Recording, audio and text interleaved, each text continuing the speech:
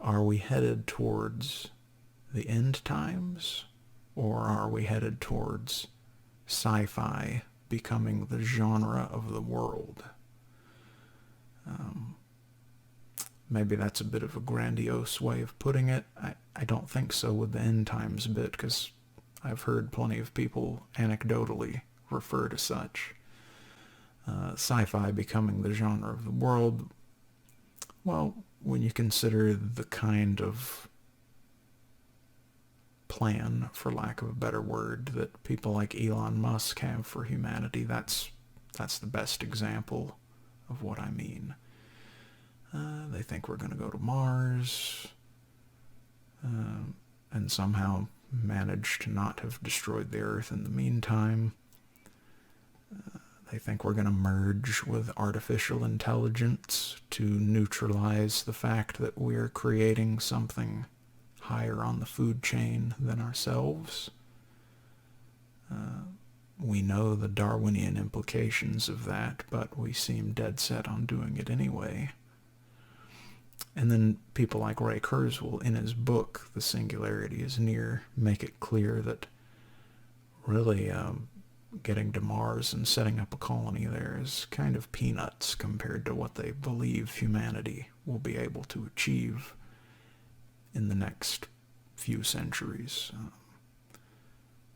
They basically believe that we will more or less become as gods, which is a phrase you might recognize from another game, Nier Automata, although Nier is simply referencing a verse from the Bible.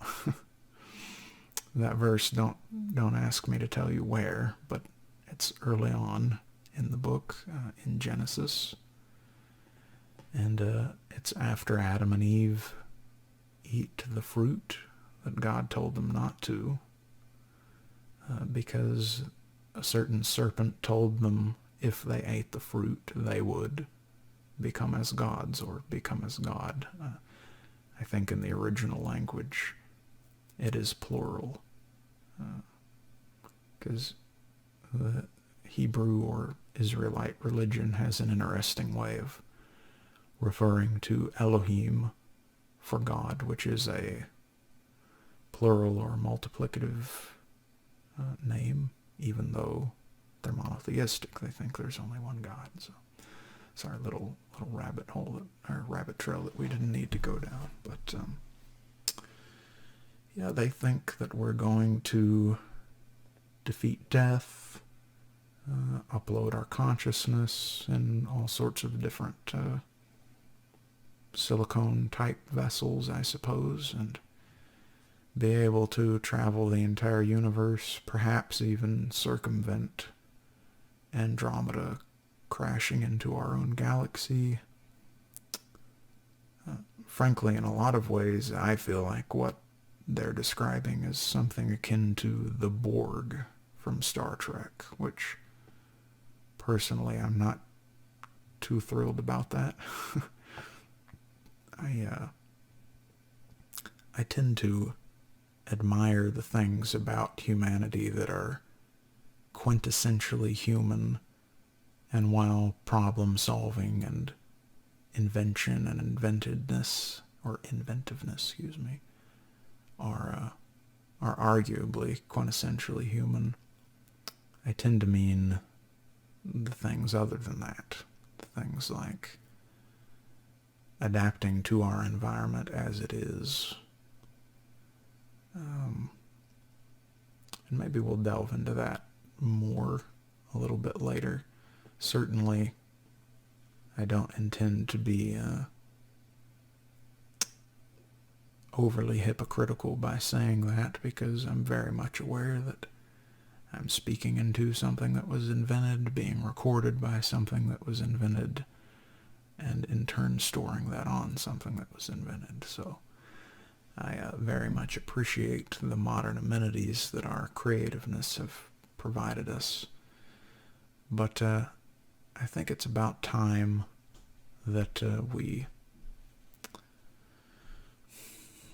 begin asking some questions that haven't been convenient to ask, because we've been so caught up in what progress with a capital P brings us, we haven't considered any potential negative implications, perhaps. So, sci-fi or end times, and which is more likely? I think if we agree with Occam's razor that the simplest solution is usually the correct one or the best one, then we would have to conclude that the sci-fi option is what's coming, is what's on the horizon. And thus this sense of uncertainty, perhaps even dread, that many people, especially I imagine in the developed world, the first world, are feeling right now, is due to the fact that we are in the chrysalis stage. In other words, classical or historical humanity resembled a caterpillar.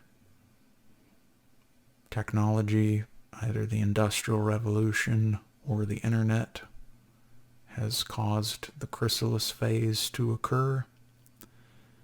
And when we emerge out of that, we will be in the butterfly phase, which perhaps is apt because that involves growing wings, being far more adventurous than we were ever capable of before, in both taking to the stars and perhaps even exploring information itself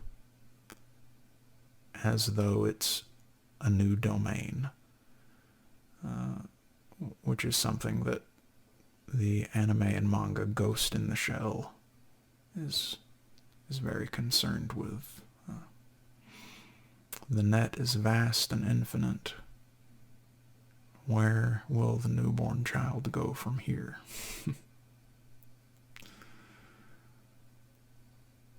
It's amazing to think that was said in the 90s with the advent of the internet.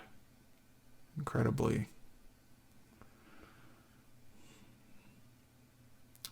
prescient, even prophetic, maybe.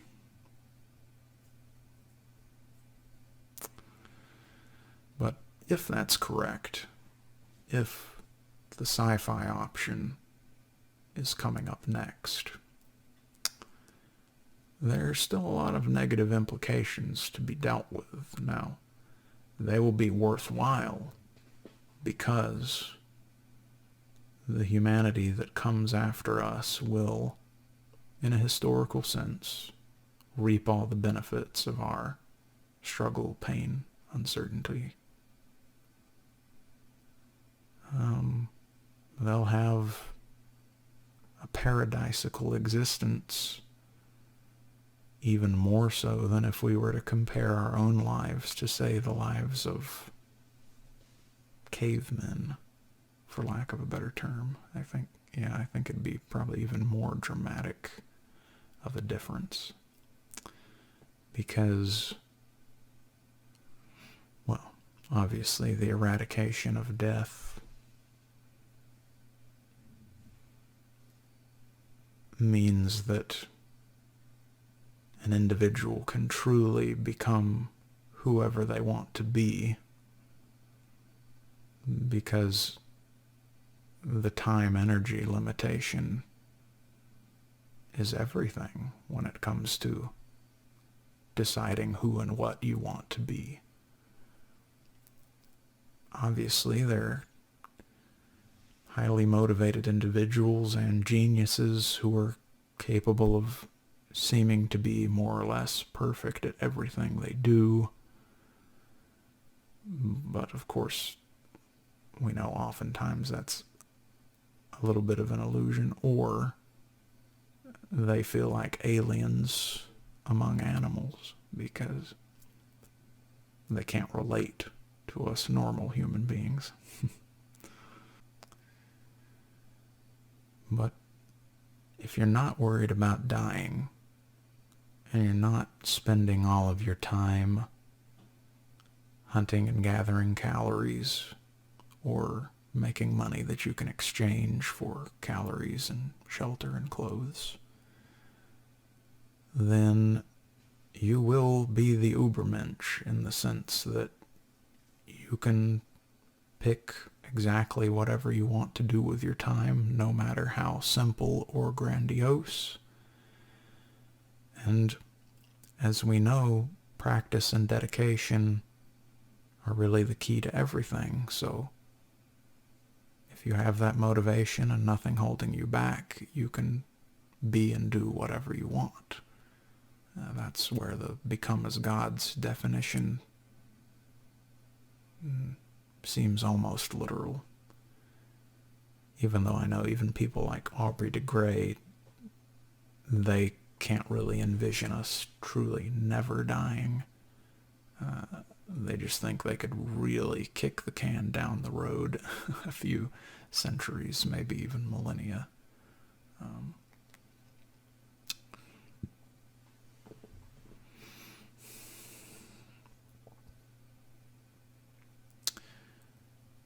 If that's the case,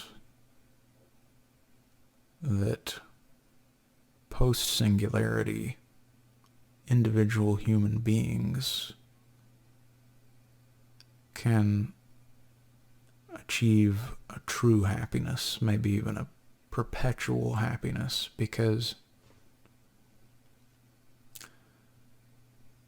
one can't help but suspect that the reason why the feeling called happiness is fleeting is not only because it's primarily chemical, but because if you allowed an animal that has to worry about mammoths and saber-toothed tigers this permanent state of bliss, well, he would just stay in the cave and get eaten. No, you need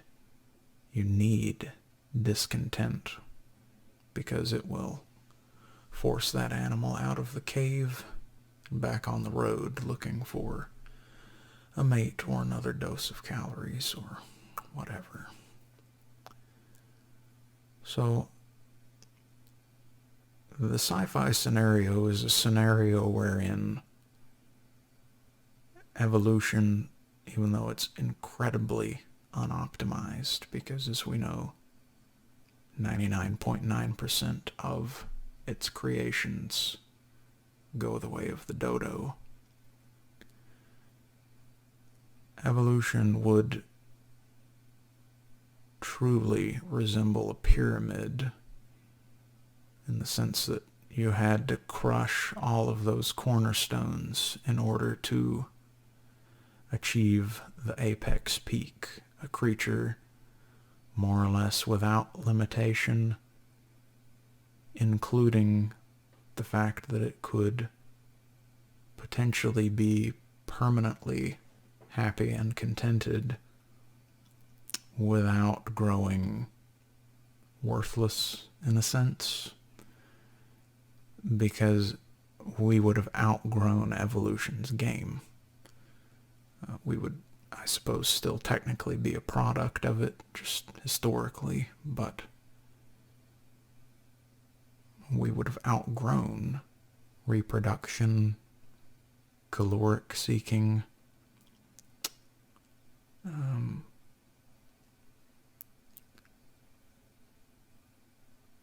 we would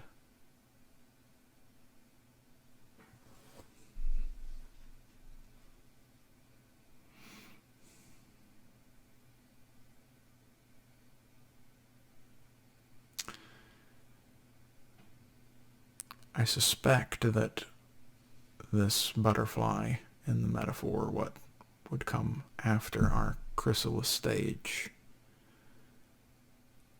would be academic on a level that we can't fully appreciate. What I mean by that is, I imagine that curiosity would replace survival as the primary virtue.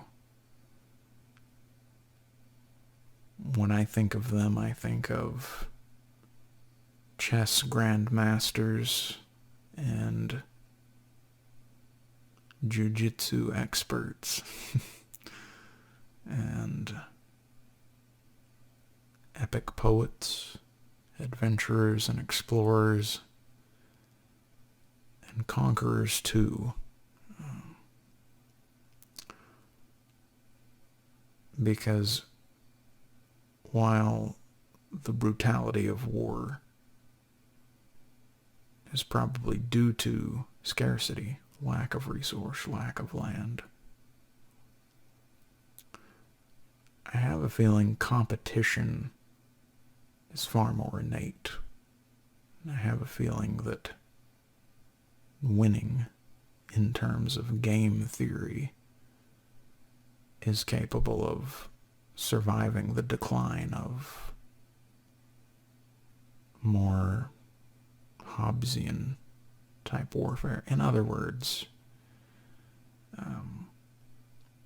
today we enjoy competitive video games even though they have no relevance to our survival. We don't want to kill the people that we shoot in CSGO, hopefully, for example. And we know that whether or not we can best them at this game has no relevance to whether we could best them in a Darwinian scenario of any kind. So clearly competition is its own, well, I should just say that competition is for its own sake. So yeah, to me, maybe this is for another episode, but thinking about what that looks like, what a near eternity, at least related to our lifespans, would look like, where ostensibly other humans still exist unless we become a hive mind or decide to upload our consciousnesses and more or less escape this dimension in some way, which I guess also counts as a hive mind in a way, at least relevant or relative to this universe.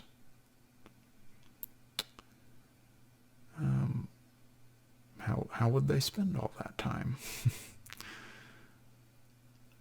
Because one thing we know is the dream of something like Neuralink that Elon Musk is working on to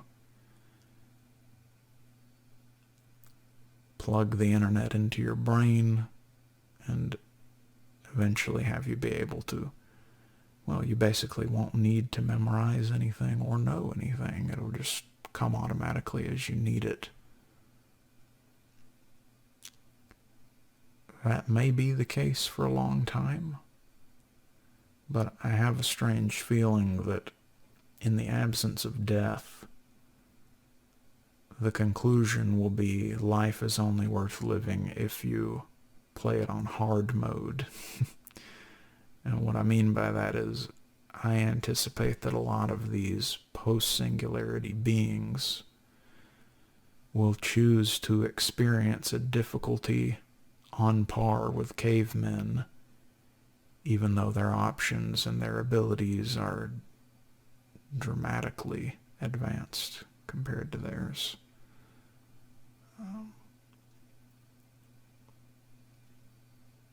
As a crude example, I think about, especially if you're still in a physical body, learning how to swim.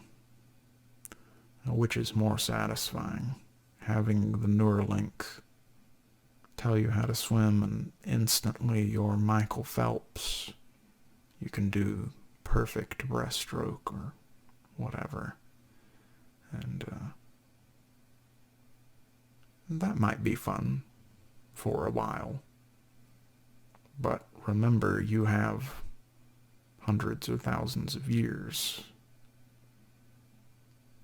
Eventually, you're going to suffer from what game theory, and particularly video games, call being overpowered.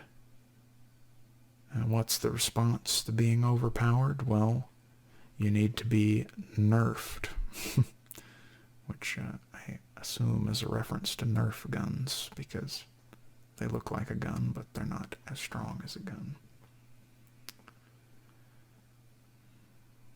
Intentionally nerfing oneself so that the process of learning recommences after a period where you didn't have to learn because the Neuralink or whatever its equivalent will be was doing it all for you.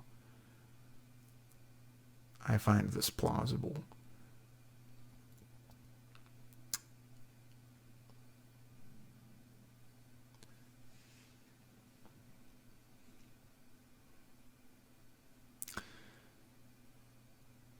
Yes, I think when everyone is on an equal footing, because we all have access to whatever almost infinite sea of information we'll have gathered by that point, and we're capable of instantly learning almost anything. If we are still individuals and not the hive mind, but the hive mind is an option where you almost can't consider it as a regular little human being. It's something totally foreign to us, like an event horizon. We can't see into it, even with our imagination. But if we choose to stay individuals, we will look for ways to distinguish ourselves and to recommence competition in some way, shape, or form, again, for its own sake, not out of need, but out of want.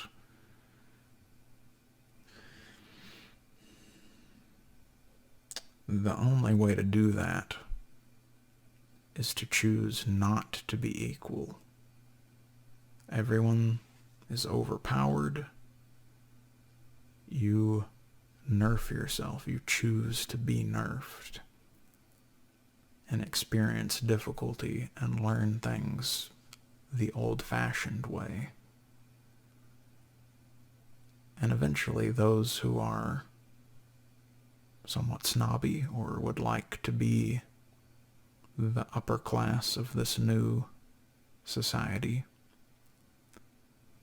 will be those who have been through the hazing ritual that we know as reality. If we want to learn how to sew, we literally have to learn it. We can't just will that we know the information and absorb it like that, or have it streamed to us through the internet. I think they will find something romantic and nostalgic about that, similar to the way in which we view listening to vinyl records instead of digital. Higher quality, more earthy, more iconic in the literal sense of an icon, etc.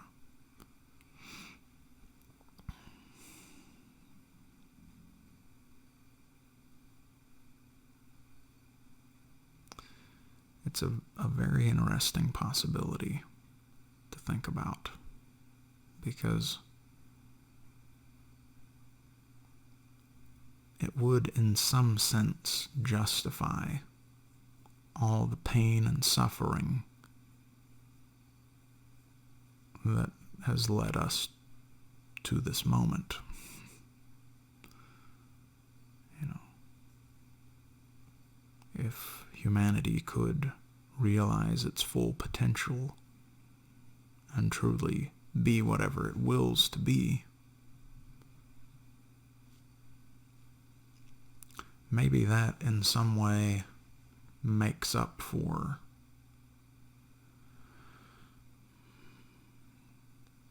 the incredible, almost incalculable disappointments and needless suffering that humanity and maybe all life on Earth has experienced. In that case, history would be the path to God. Maybe lowercase g, maybe even uppercase G, in the sense of, I believe it was Voltaire who said, if God did not exist, it would be necessary to create him. Similarly, Diogenes stated, Diogenes of Sinope, ancient Greece, stated, I don't know whether the gods exist, but they ought to.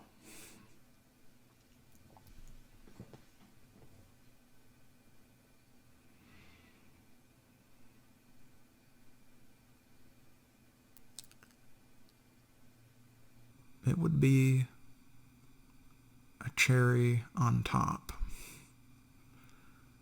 to know that the infinite reality we inhabit is capable of evolving and producing equally infinite beings. So, there is some very real hope in this option. I can't deny it, even though, as you'll see, my bias is probably towards the option that Occam's razor would attempt to cut out of the picture. Mute for just a minute while I move a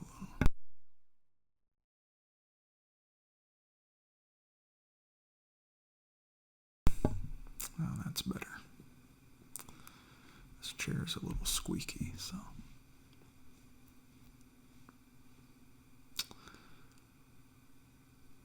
I think that's about enough on the sci-fi option, especially because of the two options, it's not my area of expertise. You can consult the statements of Elon Musk or the books of Ray Kurzweil in particular for much better details and projections of when and how a post-singularity humanity might come about and what we might get into our heads to do. So, on that note, I'm going to move on to the option that anecdotally is more familiar right now, at least where I'm at, although I certainly live in the Bible Belt, so it may be no surprise. But that option is the end times. In other words, that the reason why we're seeing so many strange things right now, so many historical firsts, is because history is approaching its apex and all things must have an end. The sci-fi option is more that things occur in grand epochs where one certain kind of reality is more or less objectively true, and then the necessities and the situations that created that epoch dissolve, and you're left with an entirely different objective reality. That's basically what the sci-fi option means on a philosophical level. But the end times option means that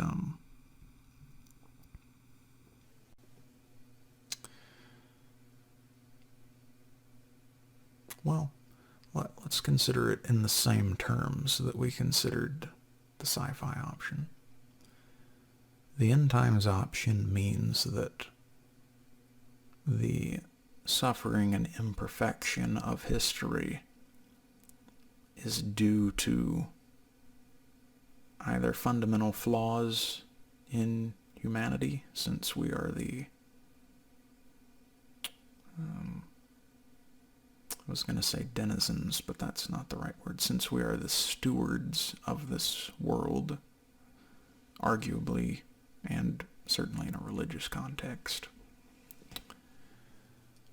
or that God or gods or the Creator has programmed the destiny of this planet or this universe, or humanity at the very least, to have a definite beginning and a definite end.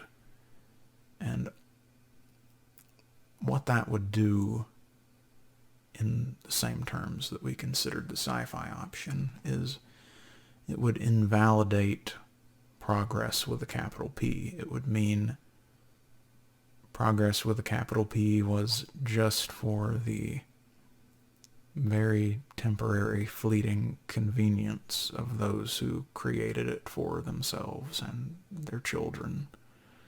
And however nice that might have been, it was dust in the wind, because human civilization only had 20, 30,000 years, whatever, which is nothing on a cosmic scale.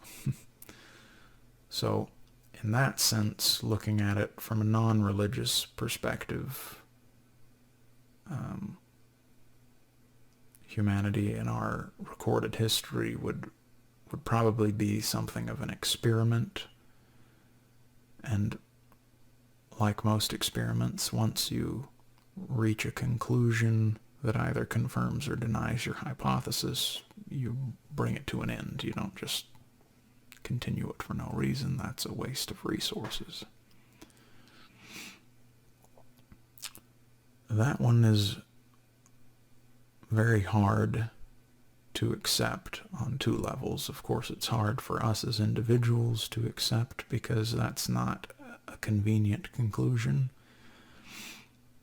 And it means that we might live through end-time events, which every religion agrees will not be a particularly pleasant thing to live through.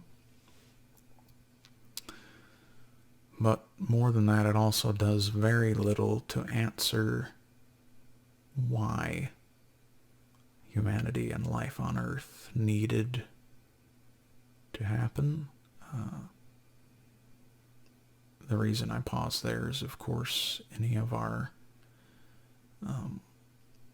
particularly atheist listeners will know that Richard Dawkins, for example, would say, asking the why to life is like asking what the smell of a color is. He would consider it a gibberish question, which is fine. I don't think we can address that here because, kind of a different topic. Obviously, even entertaining the idea of an end times that's unavoidable, other than, say, an asteroid impact, is not really something that people who are as sure there is no God as believers are sure there is, are willing to investigate or even consider. So for now, we'll let that slide, and we'll be happy that the sci-fi version is an opportunity for atheists to have been completely right, and the end times option is an opportunity for religious believers to have effectively been completely right. Little water break here.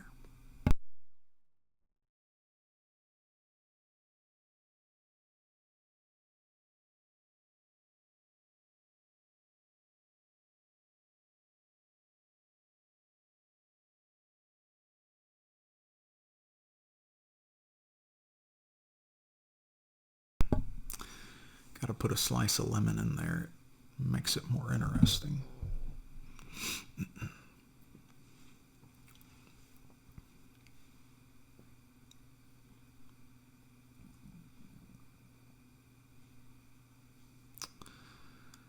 So the end time scenario, in which the predetermination of God or the imperfection of humanity has guaranteed our demise. It is crucial to the history of religion, certainly. Probably the oldest written would be the Hindu idea of Kali Yuga, the Dark Age. But certainly every religion since, and probably those before, have held a similar idea that this is God's creation. It's for His pleasure and at His leisure that it exists at all. And only God can be eternal and have godlike qualities. And so he, she, it, they would not stand for humanity to attain a similar footing. That last bit in particular is most well known in the story from, forgive me, I think it's also Genesis, but it could be Exodus. I'm pretty sure it's Genesis, probably Genesis chapter 4, called the Tower of Babel. Very brief summary.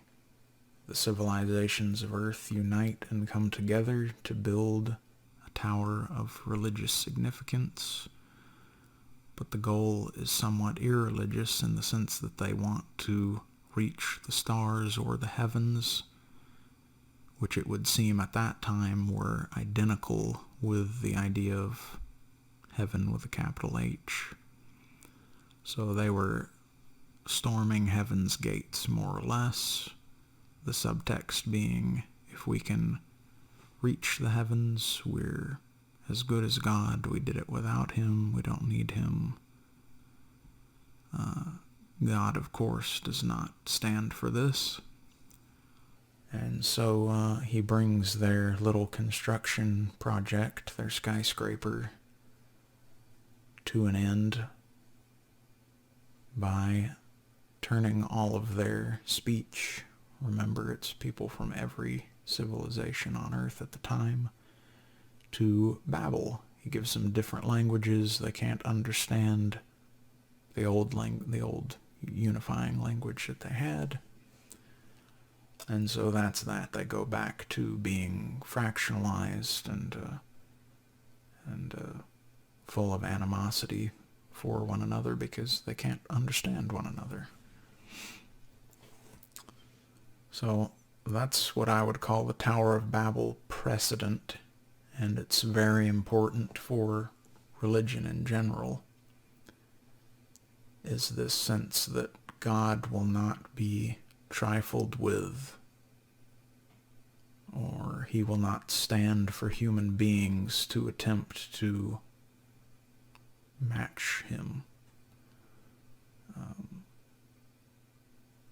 Certainly another important biblical comparable to that principle is the idea of the devil or Lucifer, because in Psalms it said that Lucifer was the angel who attempted to, quote, rise above the stars of God, end quote. So he wanted to best God. And the Catholics have an interesting tradition about Lucifer as well, that not only was he the accuser, almost the universal auditor of creation, but he was also the most beautiful angel.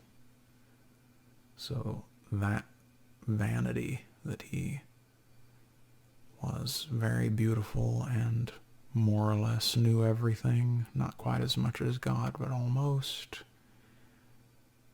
This got the ball rolling for having the kind of ego that would lead you to be the first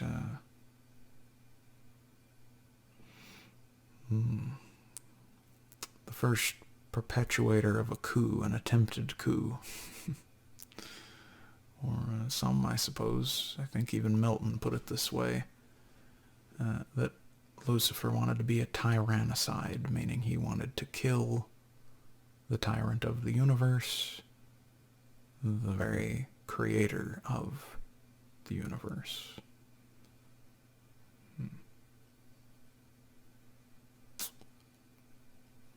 Well, if the creator of this infinitely complex universe has a personification, an ego, a personality, like human beings, but far better, probably is a safe assumption that he's not going to appreciate Lucifer or anyone else trying to infringe on his turf as God, or godly even. And so that gets us close enough to the mindset that thinks of the end times as being inevitable. And Christianity in particular is commanded to watch and wait for the events of the end times, and some fragmentations of religion like Mormonism, I believe, even effectively require one to be a doomsday prepper, to attempt to survive a certain period of time where these foretold events will occur. For what purpose, frankly, I don't know. I'm not an expert on Mormonism, but it's kind of interesting to think about that religion is arguably the source of the doomsday prepper mindset. And I don't necessarily mean that as an insult. I just think it's relevant to the discussion. Now, that nicely gets us to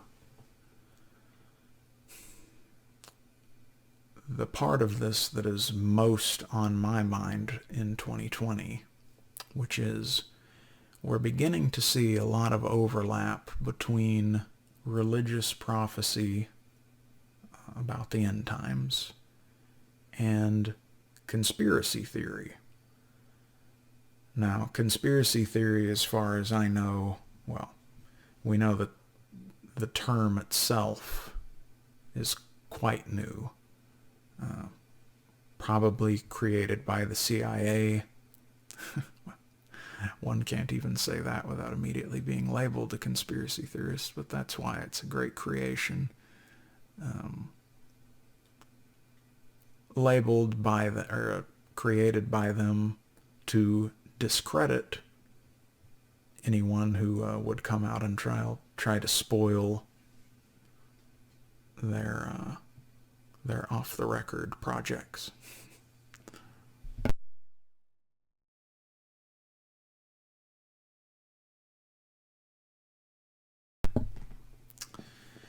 But I think even before that, I would probably trace the advent of conspiracy theory as we would recognize it, because there've always been conspiracies. I mean, read the Greek historians or just Plutarch the Roman if you want to read about real conspiracy. Conspiracy just means two or more people planning something in secret and then executing it more or less in secret. So nothing to argue about there, really.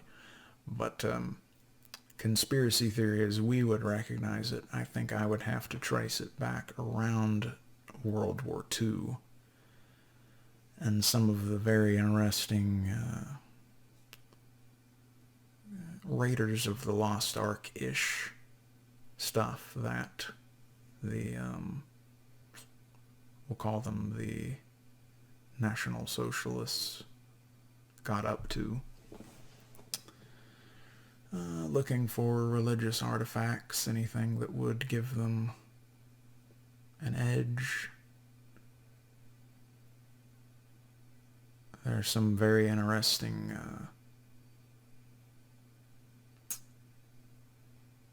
things to be considered about The fact that they, on the one hand, persecuted and treated as inferior a certain people group while at the same time being obsessed with that people group's religion.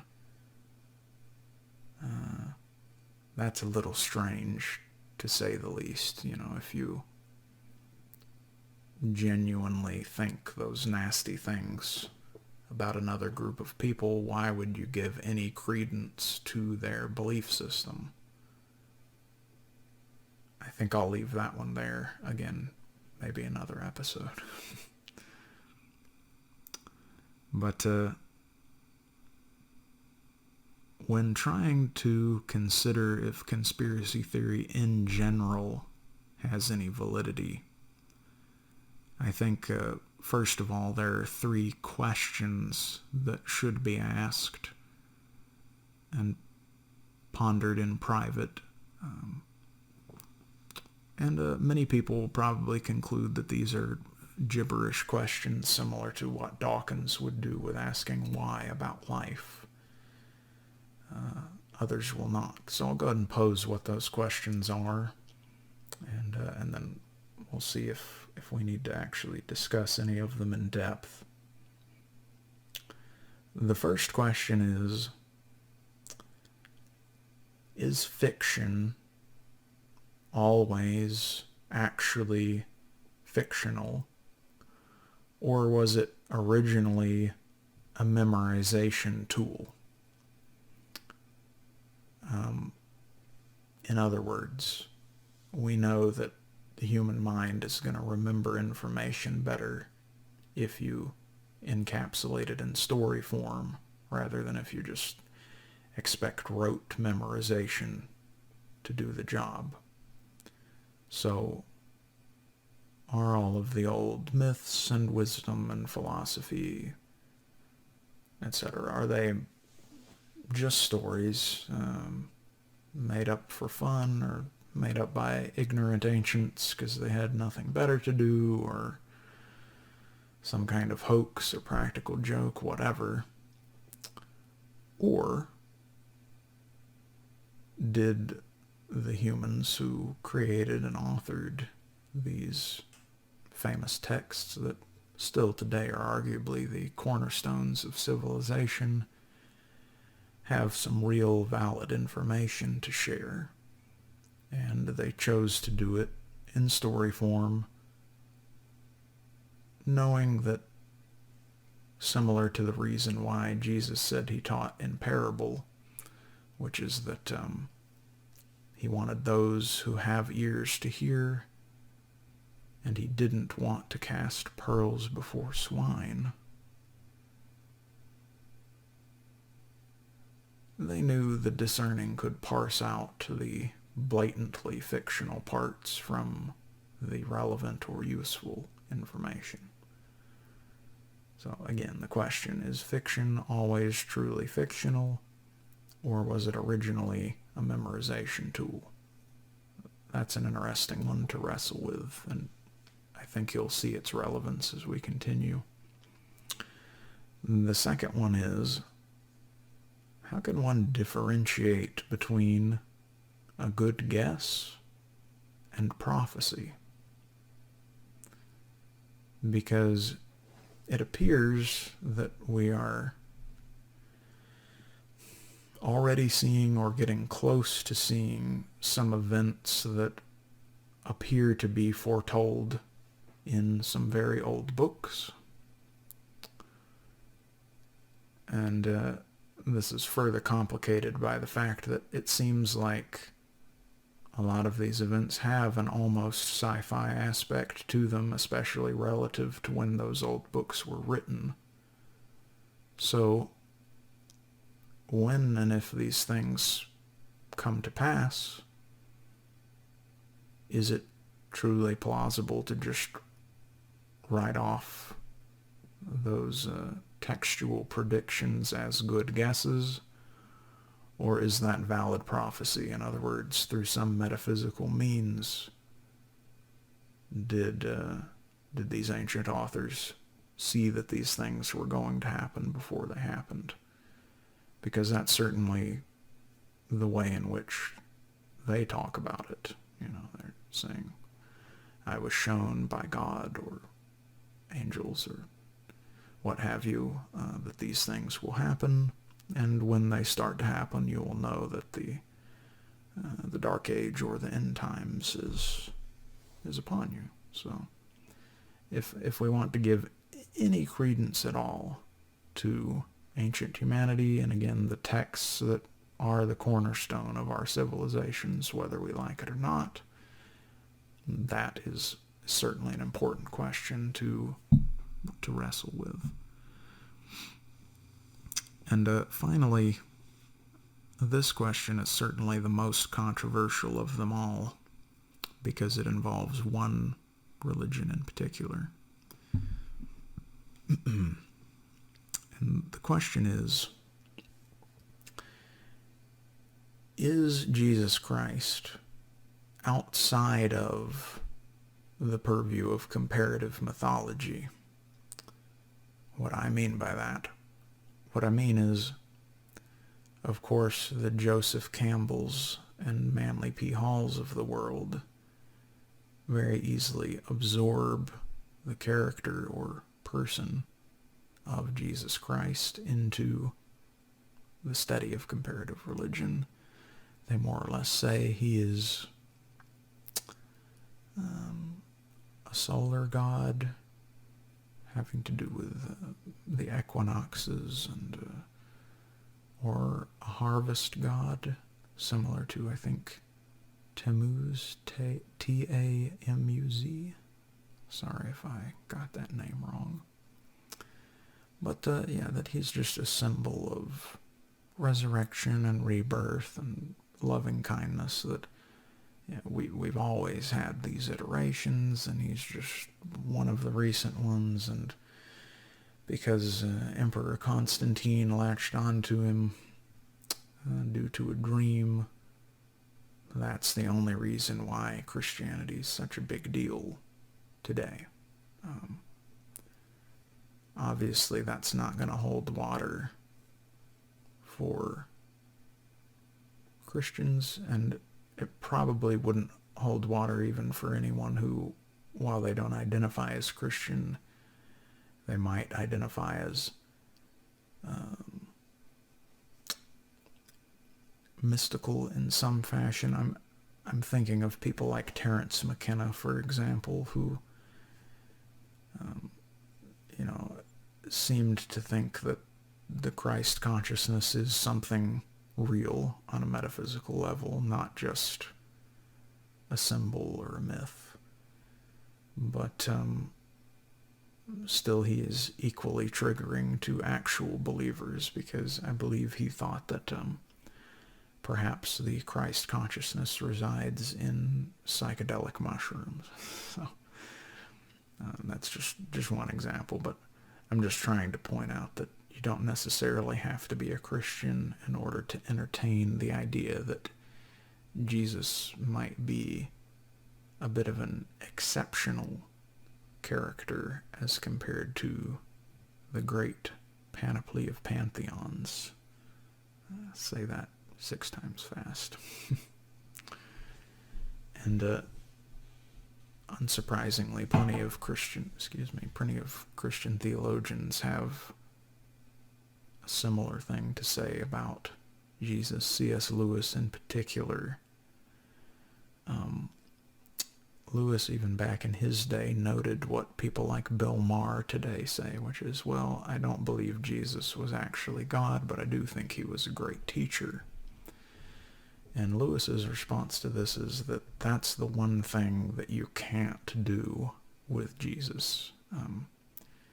His claims, at least as given in the texts that we call the Gospels, was that he is the Son of God. Period.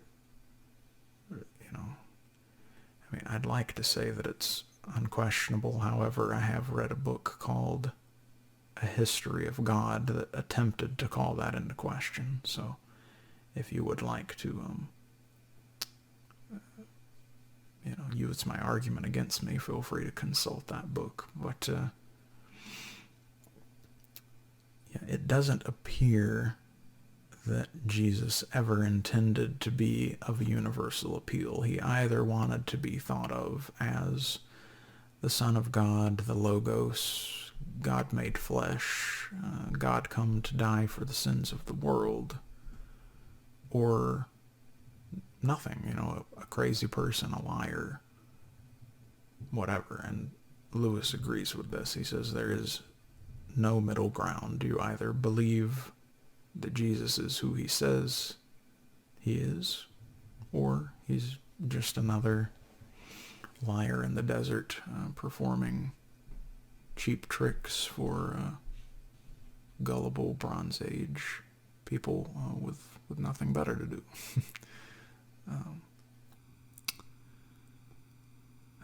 I think this too, you'll see why this might have some relevance to our discussion. So, with those 3 questions in mind, I think we can finally come to the topic of what parts of conspiracy theory pertain to the end times. And I find it interesting that those parts are also the parts that are basically universal to conspiracy theory. It's particularly interesting because usually if you're going to talk to a conspiracist, you talk to 50 different people, you get 50 different answers. QAnon, for example, which mainstream media are currently desperately trying to understand so that they can subvert it or bring it to an end. Other than a few key tenets, there is great divisiveness as to the details of how these events are going to go down and whatnot. And I think that that's pretty similar across all conspiracy theory and all conspiracy theory movements. Some people are more interested in UFOs, some are more interested in Bigfoot, etc. But it seems to me that all of them have basically 3 uniting beliefs, at least in the West, certainly in the U.S. in particular. So what are those 3 beliefs? Before we summarize them, I think it's important to keep in mind that these have been core tenets since probably the 40s when we referenced World War II. So, again, we're going to butt right up against that key question. What's the difference between a good guess and actual prophecy or predictions? It seems to me that the first uniting belief is that the world is more or less run by a small cult, and they could perhaps best be summarized as satanic PEDOs. I'll try not to say it so the algorithm doesn't completely crush us. But this has been a concern for quite a few decades now. Of course, the idea of the elites who run things through deep states and shadow governments and whatnot, it's more or less the same idea. But the more emotional you get when delving into conspiracy territory, the more likely you are to strike bedrock in this area. That this is a cult, probably ancient in origin, probably perpetuated through bloodlines, perhaps the 7 families as described by an author named ICKE, or something like this. They again, according to the conspiracy theorists, think of themselves as being the devil's elite on earth. They are the evil chosen ones, and they're going to get all the money and all the power and crush nasty, stupid, uninitiated humanity in the name of the Dark Lord. But don't underestimate the importance of the P-word part, because this is crucial and pervasive across the entire space. As to why that is, that as well is open to interpretation, of course. I think that it is probably Christian in nature, because there's an instance in the Gospels where the apostles attempt to stop some young children from running up and bothering Jesus. And he rebukes the apostles for this, and he says, "Let the little children come to me, for such is the kingdom of heaven." In other words, children are equated with the kingdom of heaven. Their innocence, their curiosity, their zest for life, the fact that they are generally better people than adults.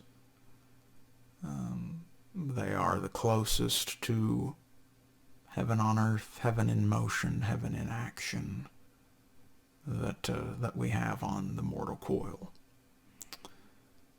So, if you consider that Jesus is God, the Son of God, and you believe in the devil, it unfortunately stands to reason that one of the main items on Lucifer's itinerary would be destroying children as horribly and aggressively as possible.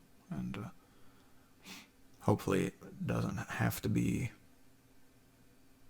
spelled out in detail that that sort of abuse is,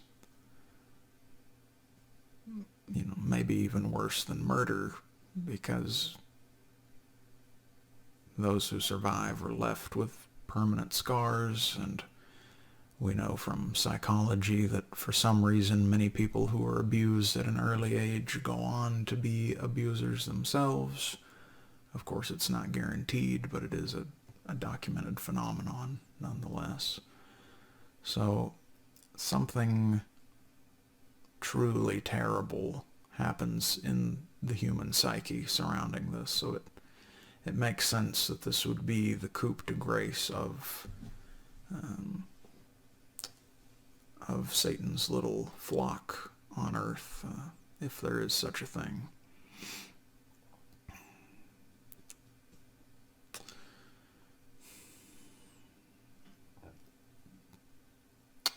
And we have definitely not heard the last of this idea. In fact, I recently wrote in a blog post that unfortunately, due to the suicide of a certain Jeff, he killed himself in prison very conveniently, and then his female co-conspirator is now under arrest and apparently singing like a songbird because she knows all the names. I wrote that this idea that the world is run by these P-word people now more resembles the theory of gravity than the dictionary definition of the word theory. Having a little bit of fun with that statement, but at the end of the day, I suppose it really depends upon how many people we're talking about. Just how many politicians, celebrities, bankers, generals, do you need to be on those flight logs or have visited that creepy-looking island with the owl statue, Owl of Athena statue on it, before you find yourself more or less having to accept this core tenet of conspiracy theory that you probably never would have dreamed of accepting beforehand. So obviously I can't answer that for you. I'm still parsing it out myself, but yeah, definitely an interesting one. And what with it being so important to QAnon, we will be hearing more about all this. It's September 24th, 2020, as I'm filming. So now, the second part that seems incredibly, even strangely consistent across conspiracy theorist ideology is that part of the plan these devilish elites have for all of the unwashed masses is to mark them. Now, this is very biblical, overtly biblical, from the last book of the Bible, Revelation, and an idea therein called the mark of the beast, where it says that some Antichrist, more or less the devil made flesh in the same way that Jesus was God made flesh, will come to rule the world for a short time, probably 7 years exactly. 3.5 years of peace, followed by 3.5 years of the worst violence ever seen. And that part of his false peace deal involves some kind of universal ID issuance, where you are marked on your hand or your forehead with his seal or number. This is the same place where every horror film ever gets 666 as the devil's number. That is identical with the mark of the beast in Revelation. And this too, unfortunately, is not as easy to disregard today as it would have been even just 6 months ago. Because many conspiracy theorists, especially since the advent of the internet, have thought that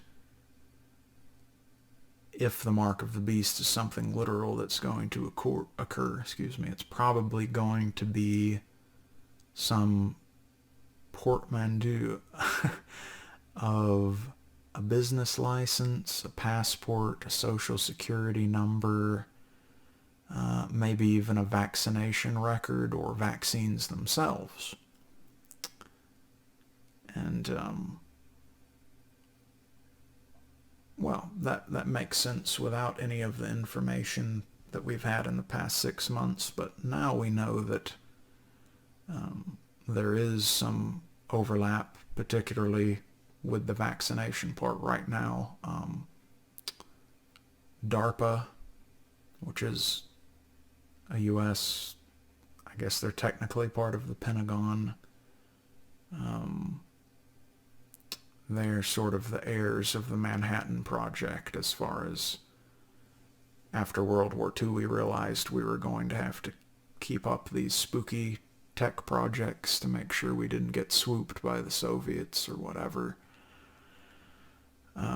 So DARPA has had their inky little hands in quite a few things, but now it's confirmed that one of the things they've decided to help work on, and somehow they're quite far along, given 6 months' notice, is a insertable mRNA device. Now, I'm certainly not very medically or biologically literate but I have looked into it enough to know that the way to think about what mRNA is this. Louis Pasteur's theory of vaccination is that you isolate the disease or the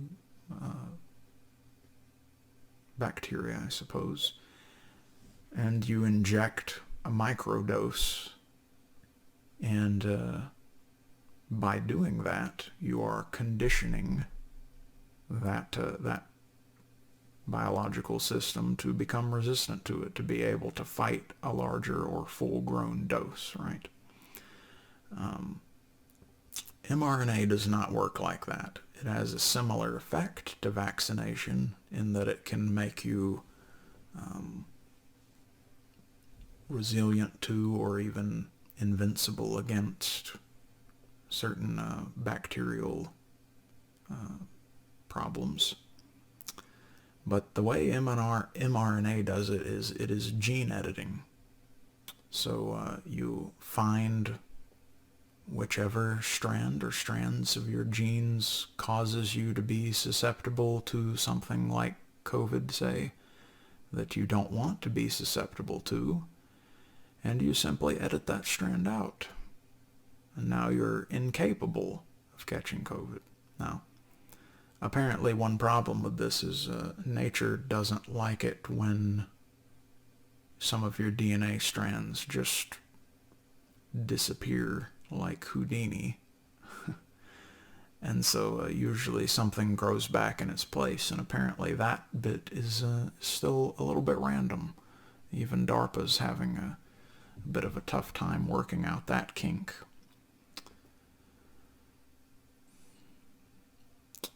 Now, hopefully we can agree, and I think the modern parlance is the only way to do it, that that is some crazy shit right there. If you had told people a year ago that Uncle Sam might be rolling that out and, maybe telling people do what's right, go ahead and take this and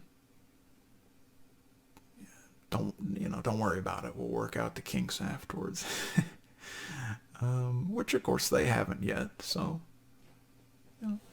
hopefully this will end up getting disqualified. But unfortunately there are a couple of other projects, such as a Microsoft patent that deals with cryptocurrency mining via body activity data.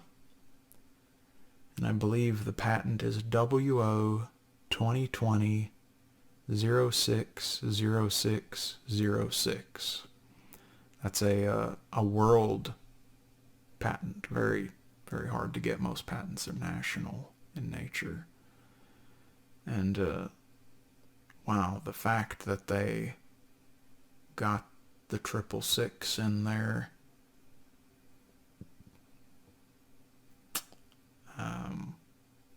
look, it's Microsoft. They knew. Somebody over there has flipped through the book once before, okay, or at least seen a horror movie. So yeah, I don't know. If I was Microsoft's PR person, I would have my hands around the neck of whoever didn't object to that being the number that we were issued. I'll put it that way. But anyway, it seems, and seems is probably too weak of a word, that a whole lot of technology projects from FANG, the big tech companies, and maybe DARPA and the U.S. government, which brought us the internet more or less, all, they may not say Mark of the Beast, but they certainly rhyme. Which leads us right into the part that has not happened yet, that we can tell. which is something I've already mentioned, the idea of an antichrist. This is the figure who disseminates the mark of the beast. If you choose to take the mark of the beast, you are pledging allegiance to the Antichrist. And it's on the tin, as the Brits say.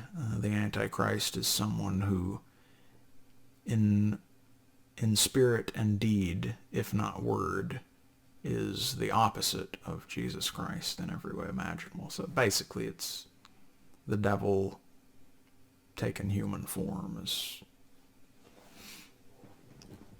a simplified but fine way to put it, I think. Perhaps unsurprisingly by now, there are some tantalizing threads to pull at on this topic, although this is certainly the most controversial of them all, even among religion. Not so much conspiracy theory. They're pretty certain that this is literal and it has to happen.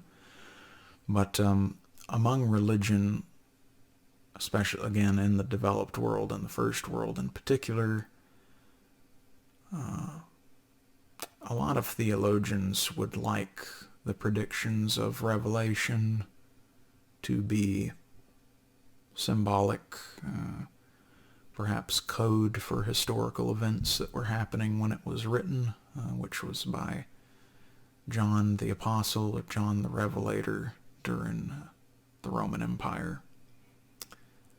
They really don't want the events of Revelation to be a prophecy of something that is yet to happen, and no wonder, really, no one should want that, want it to to be the case. But so yeah, I mentioned that so you don't run to the nearest pastor and assume that they're going to agree with the conspiracy understanding of the Antichrist, because they may not. They may have decided, no, that's not prophecy, that's just, it already happened, or there are many Antichrists, it's not a person, it's just the spirit of the it's kind of more flowery, more symbolic, etc. And again, who can blame them for hoping that that's the case? But for conspiracy, and especially for, I can't speak for Catholics because I don't know enough, apologies, but for evangelicals, especially the sorts who believe in the rapture, we won't get into that right now, but if you know, you know, they all fully expect that the Antichrist is literal. He's still to come. He will come. When he shows up, that's the last warning that you're in the end times. So, and but some of the threads that you can pull upon if you want to entertain that thought experiment. Many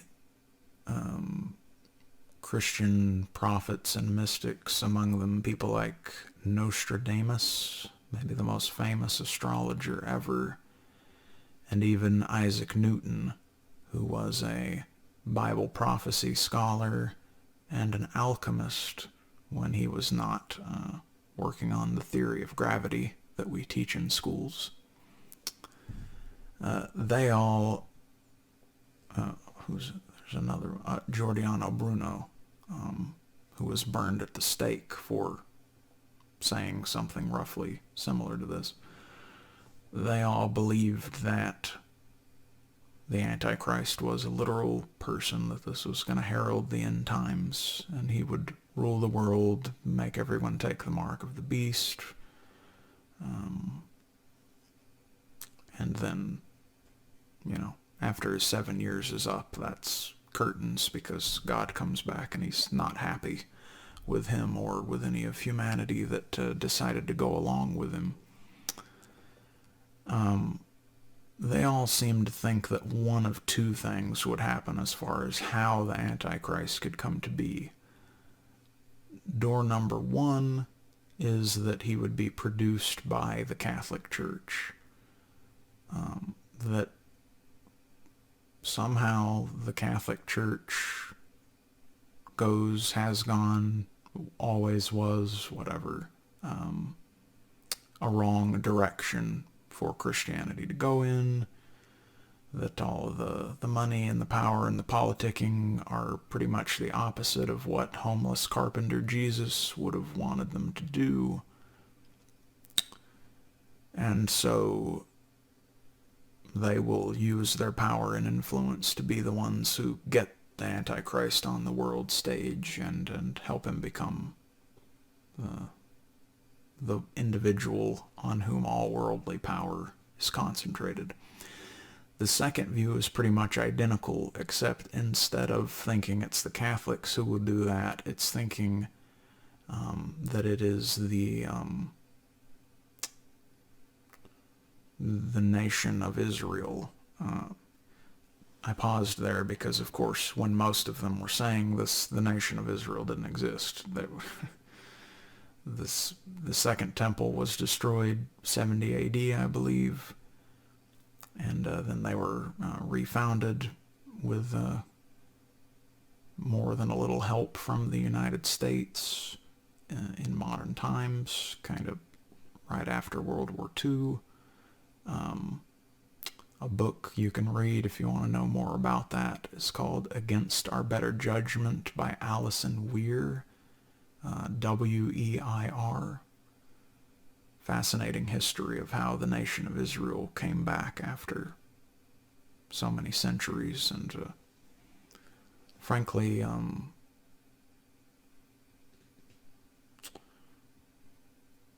you know what? We won't go into that right now. Another episode again.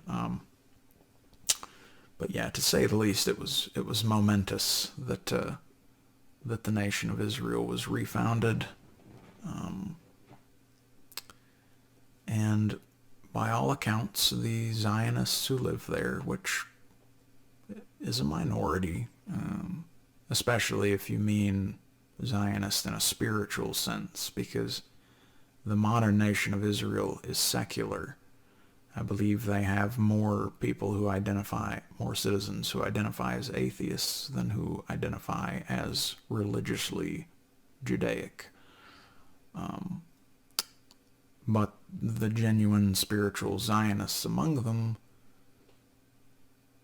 make no bones about the fact that they want the Temple Mount back. If you don't know, the Temple Mount currently has a giant gold dome on top of it, which is called Al-Aqsa Mosque. So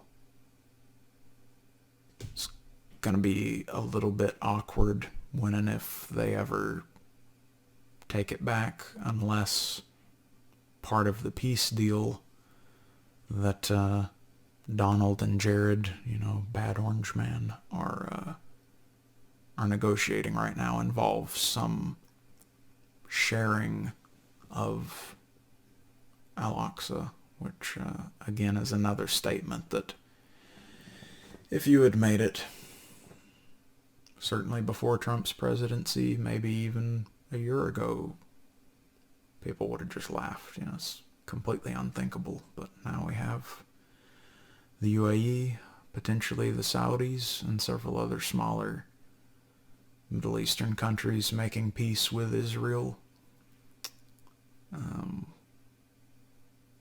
Reason for doing so unknown. Art of the deal in action, apparently. Seems like Iran is really the only Islamic Middle Eastern country that are standing on more extremist principles and saying, no, we don't want anything to do with Israel. That belongs to Palestine, etc. So yeah, I guess like like with all of these major points that are shared between end times religion and modern conspiracy theory, we will just have to see. But again, when you have a little bit of, well, a little bit in some, a lot in others, but activity in all of these three commonalities, to me that at least gets us into an area where if you don't entertain it, it's probably because you just don't want to. Whereas it used to be quite easy that, well, these people wear tinfoil hats and they have their couple cans of beans and shotgun shells and they think they're going to be Mad Max and let's just all laugh at them. That was, I remember someone, a distant relative who, obviously he was before the Q stuff, but he'd probably be into that today. And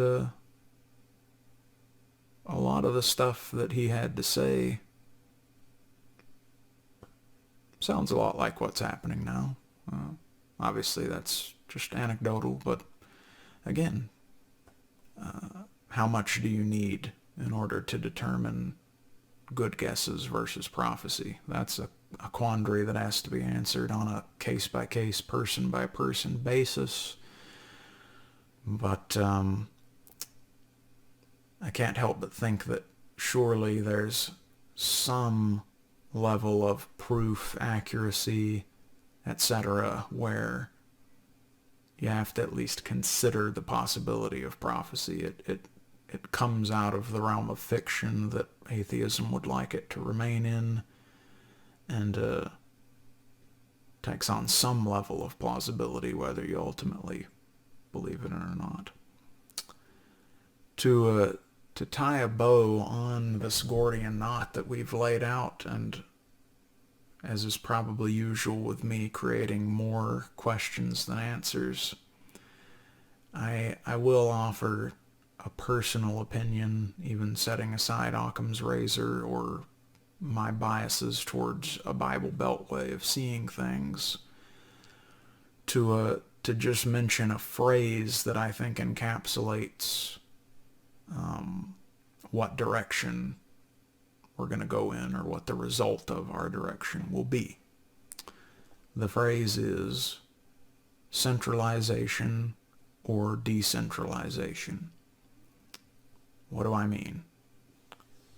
The more you centralize, in other words, the UN way of viewing the world, we should all sing Kumbaya, there should be no borders, let the governments of the world do UBI through CBDCs, and everybody will just have a grand old time. Kind of John Lennon, frankly. The more you do that, unfortunately, the more you make possible a scenario where you get the triple whammy, and you get the cult, the mark, the man, the Antichrist. Because,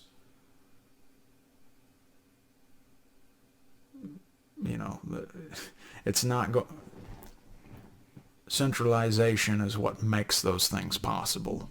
Sorry that it took me a moment to think how to say that.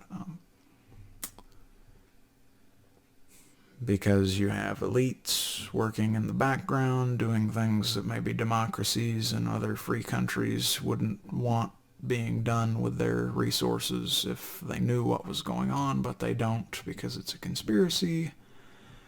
You have the mark being developed by the same people who brought you the Industrial Revolution and the internet, more or less, so you know that it's going to go from being laughed at or fought impotently through Luddite means to being the new accepted norm within a period of probably less than 2 decades. Let's be honest, now it could happen in less than 2 years because of how history speeds up the closer to the singularity you get. Singularity being similar to coming out of the chrysalis in my butterfly metaphor. And then finally, the more centralized we are, the easier it is for one singular dictator, probably someone of incredible charisma and persuasiveness, to take the reins of the entire world, to stand in the Temple Mount and declare himself to be God, as Revelation predicts. Centralization is what makes it possible. So, unsurprisingly, decentralization renders all of those things almost totally impossible. And surprisingly, at this point, technology, even technology from the big tech companies, FANG and whatnot, could be the key to helping us be decentralized. And that doesn't mean a return to nationalism or tribalism or whatever. Not at least in a historical fashion. This would be rather new. It means